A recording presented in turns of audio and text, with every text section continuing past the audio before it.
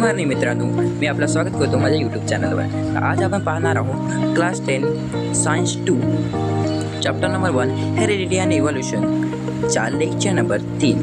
तर चला आपण सुरू करूया. त्याच्यापूर्वी आपण काही टॉपिक पाहणार आहोत, त्या टॉपिकवर आपण बोलणार आहोत. ते आपण आता टॉपिक पाहूया.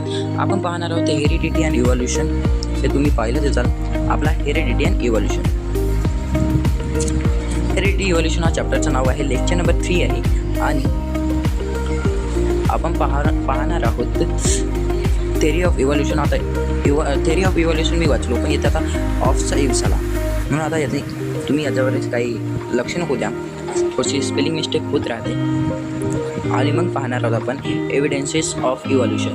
त्यापूर्वी आमचा जो टार्गेट आहे लाईक, सबस्क्रायबर्स आणि व्ह्यूज याचे तुम्ही 99 कराल, म्हणजे सबस्क्राईब पण 99 कराल, कारण आता आमचा टार्गेट थोडा लहान आहे.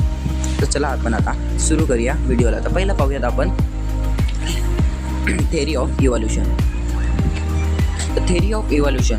थेरी ऑफ इव्होल्यूशनमध्ये काय, द अकॉर्डिंग धिस थेरी, म्हणजे थेअरीमुळे आपल्याला माहीत चालले की जो प्रोटोप्लाझम होता तो फर्स्ट लिव्हिंग मटेरियल होता आणि तो लँडवर नव्हता, तर तो ऑसममध्ये लिव्हिंग करत राहत होता. मग काय झाले की तो टाईम टू टाईम चेंज, त्याच्यामध्ये टाईम टू टाईम चेंजेस झाले आणि तो युनिसेल्युलरमधून कॉम्प्लेक्स ऑर्गॅनिझममध्ये कन्वर्ट झाला. आणि हे process this take place over 300 to 350 crores year old. म्हणजेच हे जो आपला चेंजेस झालं, ही घटना 300 ते 350 करोड इयर ओल्डची आहे. आता तुम्हाला येथे दिसत असेल 300 to 300, येथे 300 नसेल 350 आहे. हा गलती ना प्रिंट मिस्टेक झाली, म्हणजे प्रिंट मिस्टेक नाही, आपण टायपिंग मिस्टेक म्हणू शकतो. तर त्यानंतर आपण पाहणार आहोत, हा इम्पॉर्टंट आहे, हा तुम्हाला पेपरमध्ये विचारू शकतो. तर याच्यामध्ये काय दिलं आहे की जो आपल्या थेरी ऑफ इव्होल्यूशन, म्हणजे इव्होल्यूशनची ही डेफिनेशन्स आहे. आपण याला डिलीट करून आता बोलूया. तर आपल्या theory of evolution, the progressive development of a plant and animal. ॲनिमलमध्ये काही प्रोग्रेसिव्ह डेव्हलपमेंट झाले आणि त्यांच्यामुळे काय झाले,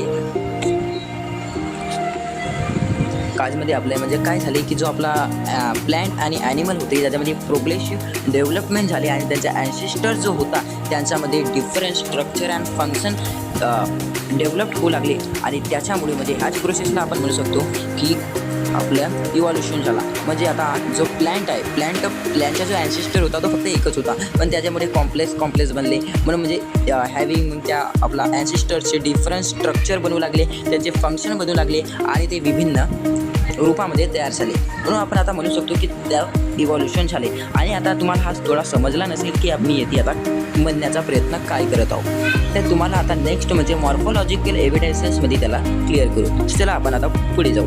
तर पुढे आता आपण पाहूया टाईप ऑफ इव्होल्यूशन, इव्होल्यूशन आहे एव्हिडन्सेस. Type of evidence. तर टाईप ऑफ एव्हिडन्सचे 6 टाईप्स आहेत. त्याच्यामध्ये आपण फक्त आता 3च पाहणार आहोत, मॉर्फोलॉजिकल, एनाटॉमिकल आणि वेस्टिजियल ऑर्गॅन, आणि बाकीचे नेक्स्ट लेक्चरमध्ये पाहणार आहोत. तर पहिला पाहूयात आपण मॉर्फोलॉजिकल एव्हिडन्स. तर मॉर्फोलॉजिकल एव्हिडन्समध्ये काय की जो आपला एव्हिडन्सेस आहे मॉर्फोलॉजिकल एव्हिडन्स म्हणजे काय. आता तुम्ही सांगा मॉर्फोलॉजिकल एव्हिडन्समध्ये काय होते. मॉर्फोलॉजिकल एव्हिडन्सची आपण डेफिनेशन असं करू शकतो की मॉर्फोलॉजिकल एव्हिडन्सेसमध्ये फिजिकल्स अपेंडिक्स पाहायला मिळतात. अपेंडिक्स म्हणजे स्ट्रक्चर, माउथ स्ट्रक्चर, पोझिशन हे आपण पाहिलं होतो. आपण म्हणू शकतो हे मॉर्फोलॉजिकल एव्हिडन्स आहेत. म्हणजे आता पहा, मी तुम्हाला ह्या क्लिअर करी म्हणलो होतो. आपण पेज पाहूयात.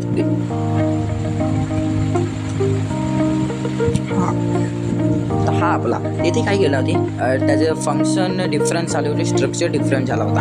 आपण येथे पाहूया. तर आपण आता जाऊयात त्यातून. आता पहा येथे आणि हा याच्यामध्ये काही सिमिलॅरिटीज म्हणजे याचा जो एक्सटेन्शन होता तो सेम होता.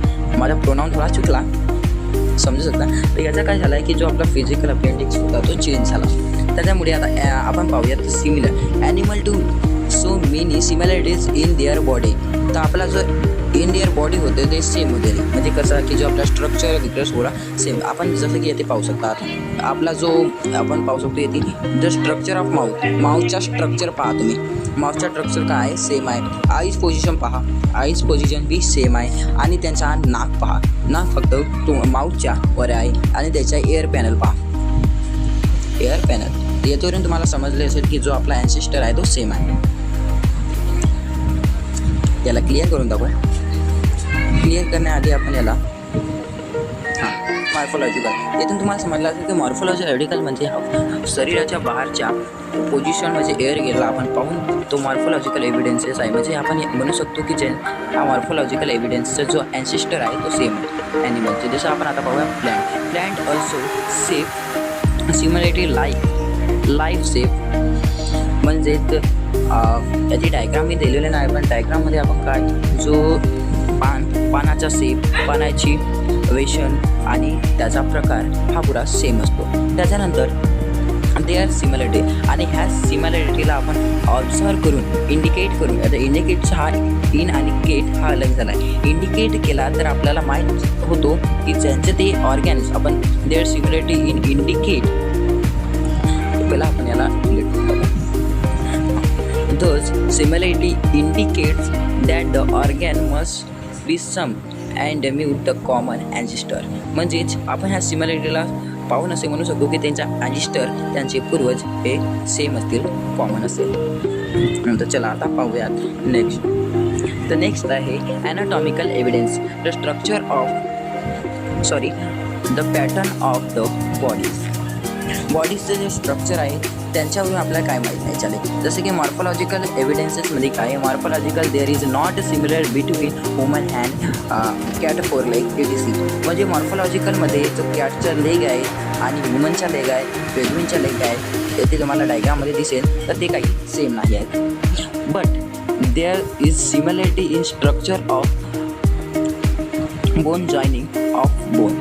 त्याच्यामुळे आपल्याला काय माहीत झालं की जो आपला जे बोन आहेत त्यांचे जॉईंट आणि बोन्स हे पाहून आपल्याला समजू शकतो की त्यांचे जे आपले पूर्वज आहेत ते ॲन्सेस्टर ते कधी ना कधी कॉमन असतील, सेम असतील.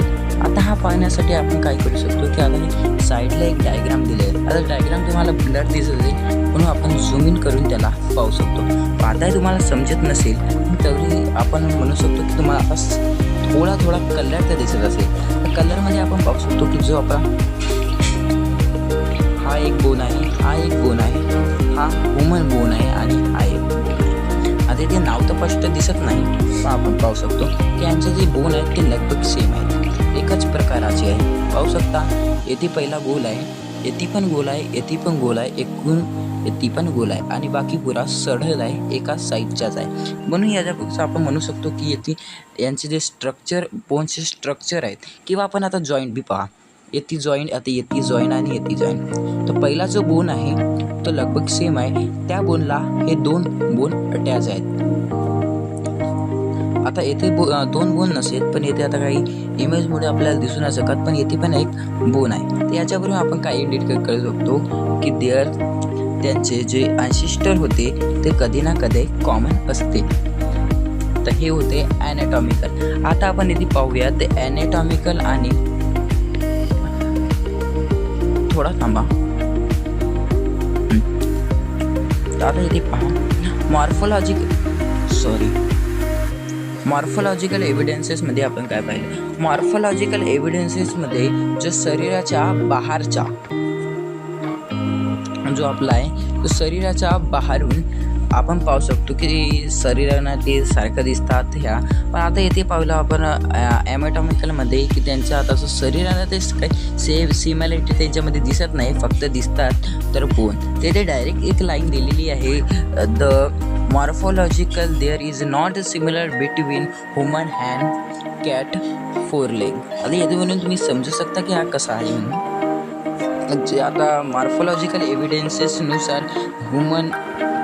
जो ह्युमनचा हँड आहे आणि कॅटचा फोर लेग आहे तो काही सेम नाही आहे. पण आपण ज्याचा अंदर म्हणजे ॲनाटॉमिकल एव्हिडन्सना पाहिलं तर त्यांच्या बोनच्या जॉईनिंग आणि त्यांचा स्ट्रक्चर हा बिलकुल सेम आहे, एक सारखाच आहे. त्याच्यावरून आपण समजू शकतो की ज्यांचा तो कॉमन ॲन्सेस्टर कधीतरी असेल. त्याच्यानंतर पाहू आपण सर्वात लास्टच्या, याच्यानंतर व्हिडिओ पॉज होणार आहे. तर आपण पाहू शकतो की आपण वेस्टिजियल ऑर्गन्स आपण त्याला काय म्हणतो. वेस्टिजियल ऑर्गन आम्ही त्याला यासाठी म्हणतो की जो आपला कामाचे नाही आहेत. जसे की आता पहा येथे काही डेफिनेशन दिली, आपण त्याला डेफिनेशनच म्हणू शकतो. Useless, sometime generated or under developed organs.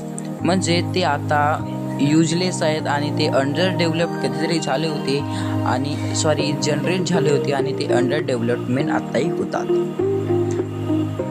जसे की आपण उदाहरणं पाहण्यापेक्षा त्याचा आता पाहूया की आपण त्याला पहिले यूज करत असेल पण आता टुडेमध्ये त्याला यूज नाही करू शकतो. By not in use today. आता त्याला जसे की आपण अपेंडिक्स म्हणजे काय? अपेंडिक्स म्हणजे आता त्याची काही डायग्राम आपल्याकडे नाही आहे पण डायग्राम आपण उपलब्ध आता करू शकतो पण तेवढा वेळ नाही कारण व्हिडिओ आपला लॉंग झाला आहे. त्यात आपण पाहूयात तर अपेंडिक्समध्ये काय तर पहिले आपण काय करत होते आपण लेक्चर नंबर 2 मध्ये सांगून ठेवले की अपेंडिक्सचं काम करायचे तर तुम्ही लेक्चर नंबर 2 पहा. त्याच्यानंतर टेलबोनचं आता काही काम नसेल. आता ते टेलबोनही नसे आपल्याला टेलबोन म्हणतो. टेलबोन हा काऊन आहे तर टेलबोन हा यासाठी आहे कारण तिथे पहिला टेल होती. आता त्या टेल आपली हटली आणि ती बोन आहे. आपण मागे हात जर लावलो आपली जे रेड की हड्डी आहे आपण त्याला काय म्हणू शकतो मराठीत आता मला आठवत नाही आहे पण आपण हिंदीमध्ये त्याला रीडची हड्डी म्हणून त्याच्या शेवटीला जर तुम्ही हात लावल्या हाच नाही यासारख्या नसे लावल्या तर तुम्हाला तिथे एक हाड दिसेल त्यालाच आपण टेलबोन म्हणतो आणि त्याचं काही आता काम नसतं. आता आपण पाहूयात अक्कल म्हणजे विडम टीथ. आता अक्कड दाढीचं काही काम नसेल. आता इथे साईडला एक डायग्राम दिली आहे. या डायग्रामनुसार आपण आता इथे पाहिलो तर आपले हे जे सर्व दात आता ते बाहेर दिलेले आहेत यांचा आपल्याला उपयोग आहे आणि हे अक्कडदाढ याचा आता उपयोग नाही आहे.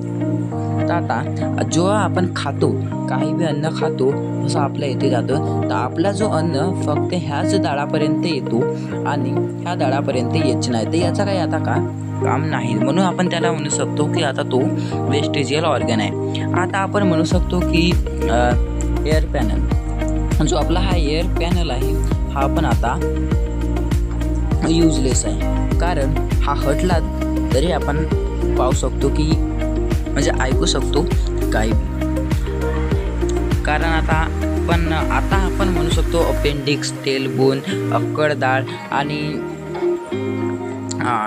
एअर पॅनल हे जे आपल्यासाठी तर नाही का अनलेस आहेत म्हणजे युजलेस आहेत पण अनदर ॲनिमल जसं की वाघ हत्ती सर्वांसाठी नाही हत्तीला आता तेवढा काही खास माहीत नाही पण त्यांच्यासाठी ते युजफुल आहेत.